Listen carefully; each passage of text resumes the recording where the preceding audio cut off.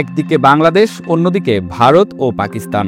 দক্ষিণ এশিয়ার ভূ রাজনীতিতে ভারসাম্য রক্ষার খেলা চলছে বড় দুই শক্তি চীন ও যুক্তরাষ্ট্রের ছায়ায়।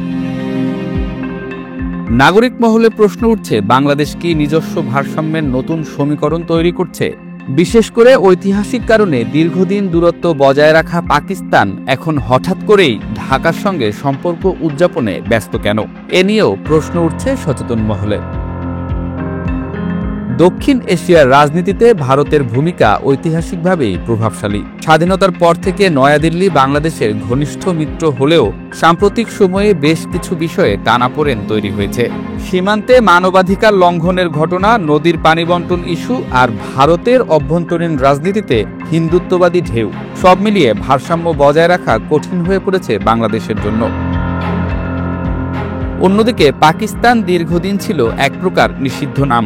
মুক্তিযুদ্ধের ক্ষত এখনও দৃশ্যমান। তবুও সাম্প্রতিক সময়ে দেখা যাচ্ছে পাকিস্তান নরম কূটনীতির পথে হাঁটছে।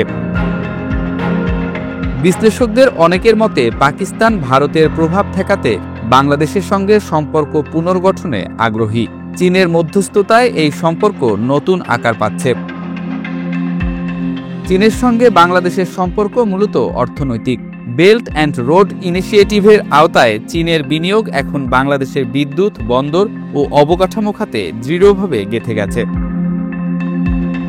এর বিপরীতে যুক্তরাষ্ট্র বাংলাদেশের প্রতি বাড়িয়েছে কূটনৈতিক নজর, বিশেষ করে ইন্দো প্যাসিফিক স্ট্র্যাটেজির মাধ্যমে, যেখানে গণতন্ত্র ও মানবাধিকারের প্রশ্নকে কেন্দ্র করে বাংলাদেশকে দেখা হচ্ছে দক্ষিণ এশিয়ার ভারসাম্যের মূল খেলোয়াড় হিসেবে। এই দুই পরাশক্তির টানাপোড়েন বাংলাদেশের কূটনীতিকে জটিল করছে। চীনের অর্থনীতি আর আমেরিকার রাজনৈতিক প্রভাব দুই দরকার বাংলাদেশের জন্য। ফলে বন্ধুত্বের নীতিই এখন বাংলাদেশের কূটনৈতিক মন্ত্র। অন্যদিকে ভারত ও যুক্তরাষ্ট্র এই শিবিরে থাকলেও চীন ও পাকিস্তান গড়ে তুলছে বিপরীত মেরু। চীন তার কৌশলগত ভারত বিরোধী অবস্থানকে শক্ত করতে পাকিস্তানের সঙ্গে সম্পর্ক গভীর করছে, আর যুক্তরাষ্ট্র চীনের এই প্রভাব ঠেকাতে ভারত ও বাংলাদেশের সঙ্গে জোট করছে। দক্ষিণ এশিয়া এখন এক বহুমাত্রিক ভারসাম্য রক্ষার মাঠ। এখানে প্রতিটি দেশের নীতি নির্ভর করছে তার কৌশলগত মিত্রতার উপর। ভারত গণতন্ত্রের পতাকা ধরে পশ্চিমা জোটে থাকলেও অভ্যন্তরীণ রাজনীতিতে হিন্দুত্ববাদী প্রভাব তার ভাবমূর্তি প্রশ্নবিদ্ধ করছে। পাকিস্তান ইসলামিক পরিচয়ের রাজনীতিতে চীনের সঙ্গে, আর বাংলাদেশ তাদের মাঝখানে এক কঠিন বাস্তববাদী অবস্থানে। বিশ্লেষকরা বলছেন, বাংলাদেশ এখন কেবল একটি আঞ্চলিক রাষ্ট্র নয়, বরং দক্ষিণ এশিয়ার ভূ রাজনীতির কেন্দ্রবিন্দু। প্রতিটি সিদ্ধান্তই এখানে মাপা হচ্ছে অর্থনীতি, নিরাপত্তা আর কূটনীতির ভারসাম্যে।